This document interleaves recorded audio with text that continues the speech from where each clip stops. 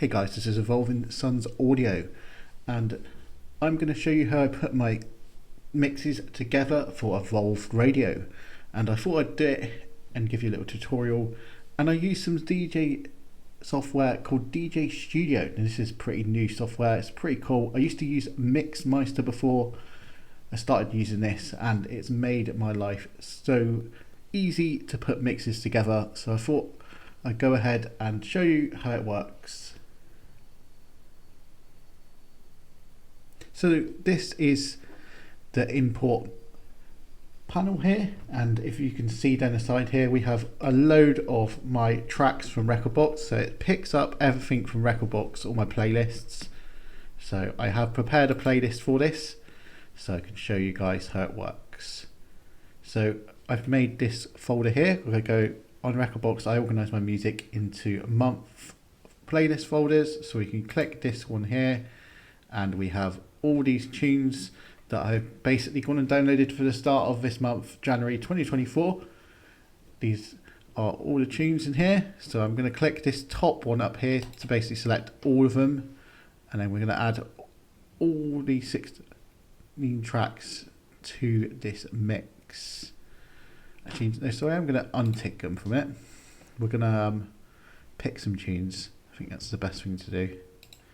I'm going to order them in BPM to start off with, so I can see what tracks I want. I kind of want to make a progressive-y vibe with this mix, so I'm going to click this one here, this one here, this one here, here, this one here, here. And I'm going to select a few, and some of them I'm going to leave out of this because I don't want it to be too energetic. And we're going to add them 7 tracks to start off with.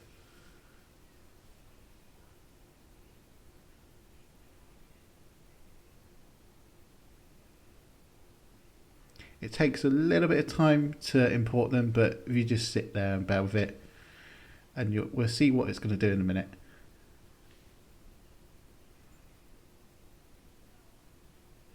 I'll fast forward it a bit so we can get past this process.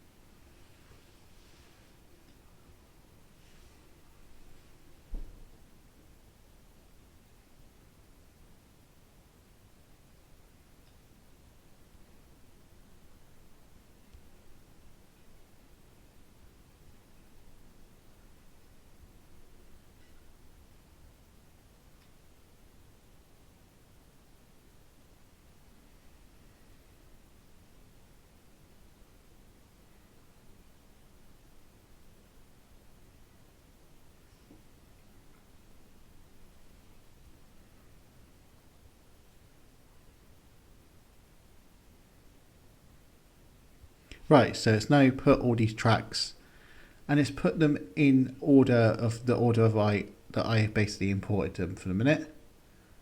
So what I like to do once we get into this bit, at the moment it's in playlist mode, so we can see all the tracks just in the playlists. So we're going to now click this button and go to studio mode. This is where I do most of the cool bits and the fun bits to make my mixes. So we've got our playhead here, which is going to move across. And what we're going to do is we're going to just have a quick play so we can hear it. We've got our first track there. Now, so in terms of creating a mix, this is where you start creating the mix. So it will automatically set you transitions of 8 bars. Now I find with my mixes and the way I mix, I prefer it to be 16 bars, so I click it to 16 bars, and then sometimes I find that it doesn't always line these bits up to where you kind of want it, and you need to get a little bit creative with it really. So as you can see, I drag it across so that it starts on the first beat of this second track, and if you look here, it's only given us 8 bars of the outro, so then you need to then drag this track here basically so that this goes all the way to the end there. So there. So now we have the end 8 bars of or 16, sorry, it had 8 bars, sorry, and I wanted it to have 16. So now we have this 16 bars of the outro of this first track up here, and we have the first 16 bars of the second track here. So in terms of when you're mixing on DJ equipment, on CDJs, the kind of things that you normally do is you're crossfading the volume, which is what's already highlighted here. So it's already, even though I've dragged these tracks in, it's analysed them and it's put a crossfade in there for me. Sometimes the crossfade, you kind of want to play around it, so you've got these different percentage settings. So you've got 25%, which gives you just a little bit of a crossfade in. And you've got your 50%, which is halfway across that 16 bars. That can be quite useful because you kind of want it to come in a little bit there, and then you want this track to be playing more than this one. So that works pretty well. Then you've got 75%. It gives you a nice slope. This is the kind of setting that I like, because you've got it coming out, but it's coming out nice and slowly. It's not too quick. And then the same with this, it's coming in, but it's coming in over a longer period of time rather than it just being just the first 8 bars, if that makes sense. And then now we're going to do, when you're doing this, when in a DJ mix again, you take the bass out using your EQ. So again, you've got these settings again, so you can do it quickly. You can kind of do it 50%, so it's just half of it, again, the 8 bars in and out. Or you can do it 75%. So with this, again, it's personal preference. So now we've got that done, we can have a listen to it.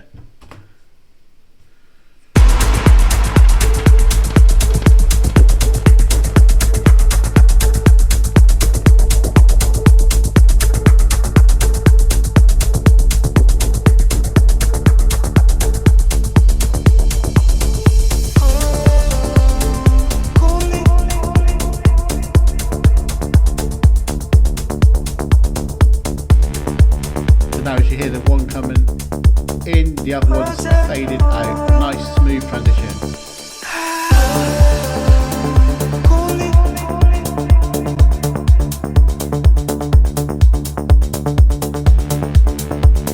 So as well as it doing this nice transition for us, it's also down the bottom here auto adjusting the BPM.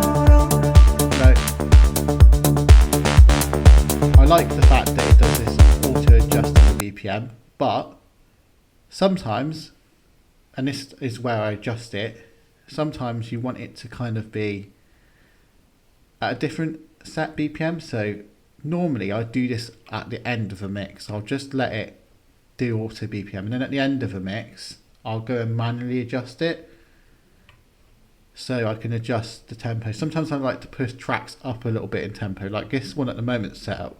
This first track set at 120, I'm more likely at the end of it bring it up to 124, so it kind of matches that second track, so there's not so much of a big of a jump, if that makes sense. It hopefully does make sense. Yeah, you kind of don't want big BPM jumps in your mix. You want kind of more smooth BPM transitions so that you don't end up with like, oh, 1 minute it's like really slow, next minute it's really fast. Kind of doesn't really work.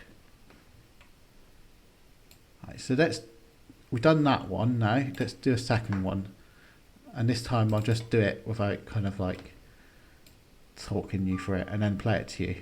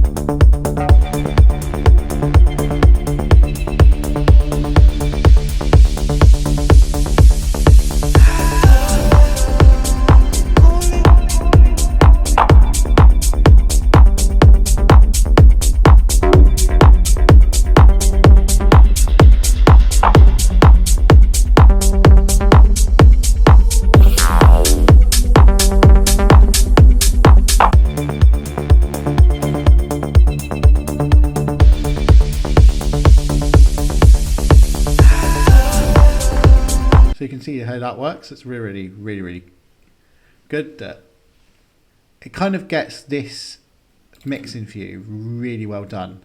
Now, that's why I like using this, because when I need to do a mix and I need to do it as quick as possible, and this sounds kind of like bad and lazy from a point of being a DJ and properly DJing on a pair of CDJs, but obviously having a life and having a child, I kind of don't have the time as much now to kind of sit there or to stand there even really for an hour to 2 hours, and my shows are 2 hours long. So sometimes I do the odd mix and I will stand and do it properly and have a good DJ mix, but sometimes when you kind of just, you need to get a mix done as quick as possible, and I've had a busy week, this is the best way for me to get a mix done. And the software is absolutely phenomenal in the way that it works for being able to do that. The fact that I can do this kind of crossfading, and it takes me like you saw how quickly I managed to do it then a minute ago. Just literally took me a couple of minutes and I managed to get that crossfade done nice and quickly. And then again, look, see, we've got our next one here. Just this time I'm going to adjust it here because that ending piece there isn't that great. I put that there. We're going to change it to 16 again. Do our crossfades. Okay, I don't know why it's doing that. Make sure you click on it, basically. That's the method. So again, remove it because it's not. Crossfade 50%, or 75, yeah, 50%. That one's 75. Have a listen to it again. See, it's taken me 2 seconds to do that, and then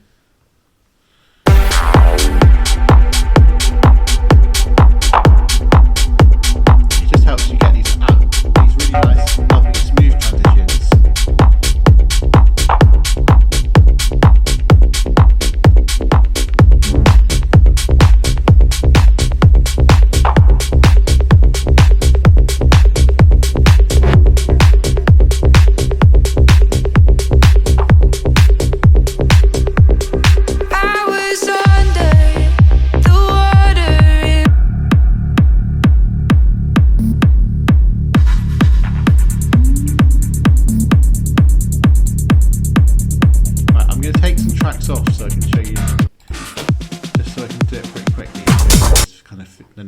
Feature that's really cool about this. So say now we've got our mix, and this is our mix, so I've kept it short for the purposes of kind of to show you the next stages of it. So now again it's got this playlist feature here, so we've got our mix in a playlist form, so we click here and you can save the mix, so we'll just call it new playlist for now.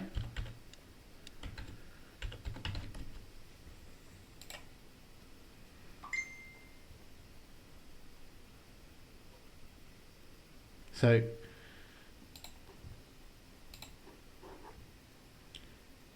we have these options here. These are the options we have for exporting. We can export as a WAV file, MP3, or we can export as a playlist, and we've got these options here for exporting as a playlist. So we've got Recordbox, I believe that's Traktor, Fire, or text. So sometimes you want it as a text file, and this can be really useful for when you're kind of wanting to present your radio show and do the voiceover, that you use the text, turn it into text file, and then you can read the tracks through as you're kind of presenting the show. That's really, really good. Being able to save it as a Recordbox file. Now, I most probably won't use this because I already save my playlist as a Recordbox file and then import it as a playlist anyway. So I use Recordbox first, then bring it in. Another really, really good feature of that is basically if I do a mix in the club and I want to re-record it, and I go to re-record it, or say I don't have time to re-record it, but I want to bring that mix and make a version of it to upload to share the tracks that I played in my DJ set. Again, I can bring that playlist into here, do all the editing, which literally, like you have seen, has taken me like a minute to do one transition for a track, save that and export it.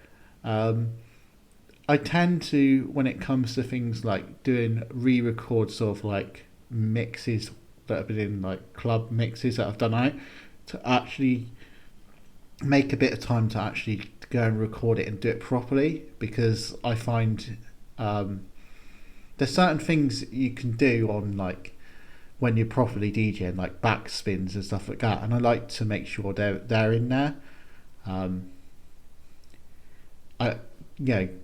You want it to be a little bit more in the moment.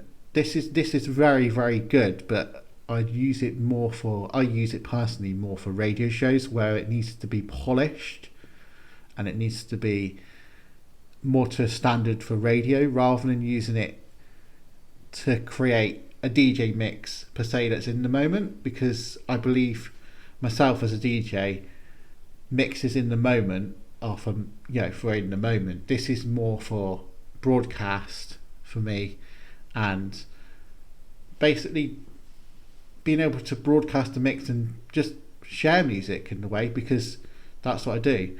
Even though I DJ when I DJ out, and I enjoy doing that, and that's the in the moment kind of version of DJing, I also enjoy this side of it, and the side of it of being able to go and hunt for tunes and supply people with new music that they've not heard before. And it's another way for me to be able to show my skills off as someone who's learnt how to produce, and someone who's learnt about audio production and all them kind of good skills. I get to do it through a radio show, and I really enjoy that. And some people mostly look at it and think he's DJing on the internet, on the radio, he doesn't get loads of gigs out, but it's another way of showing yourself off to people and kind of getting your music out there. I've had a couple of tracks I put out on a radio show. One of them got 10,000 views on Spotify and got me a little bit of an income. So yeah, it does work. If you make tracks and you want to put them out there, it definitely is a very good way to do it. Put your own tracks out on your own radio show. Really, really good. And I'm always up for having other people send me their tracks, and I put their tracks out. I get promos for in-flight as well that I put out. I'll go through it and I'll pick the tracks I really like and give them a good play out, and do the kind of responses to promos and all that good stuff. So here again, you could click the export if you really wanted to. One of the features I really like is this. So click in this, right? So you've got export to Ableton. Now I'm going to go over this in another video, because I think this is going to be a really, really creative feature. Now I've used this before with my radio shows to actually get the mix together and then kind of export it from Ableton rather than exporting it from WAV. Now I kind of want to explore a little bit with this, and we'll kind of show you, I'll talk to you a little bit why I kind of want to explore this, because I kind of seen when you do this and then you open it in Ableton, it's already warped the tracks. Now, one of the most pain in the backside things to do in Ableton when you're trying to create a DJ set in Ableton Live and use Live as your method of DJing is to go into Ableton and warp everything. I want to test this, and then I'm going to come back and do another video and check that it does warp it, and if it does, this is going to be a really, really good, even better piece of software, and I can talk to you how it works, and I will do a live set as well to show you how good it is for doing, and how good this software really is for organising your tracks, because I believe that this is going to be a really, really good piece of software for you guys to be using as DJs and professionals. So I'm not going to export now, but I'll just show you it's it. And you've got the option to go vertical or horizontal. I tend to use horizontal, but like I said, if you're doing a DJ set and it's a live set, you can go vertical, and in Ableton itself, you can highlight a piece of it, and you can basically select export to scenes, which puts it in the scene, in the in the clip view of Ableton to trigger the clips. So you could do that, see? And then if it's automatically warping, which I'll talk about in another video, then you've basically just set your live setup just in 2 seconds, which, if that works, then this is going to be a game changer in terms of creating live sets for me. Anyway, I'll come back to that another day. So I hope you've enjoyed like having a little look at what I do to create my DJ sets, and I'll be back with another video soon.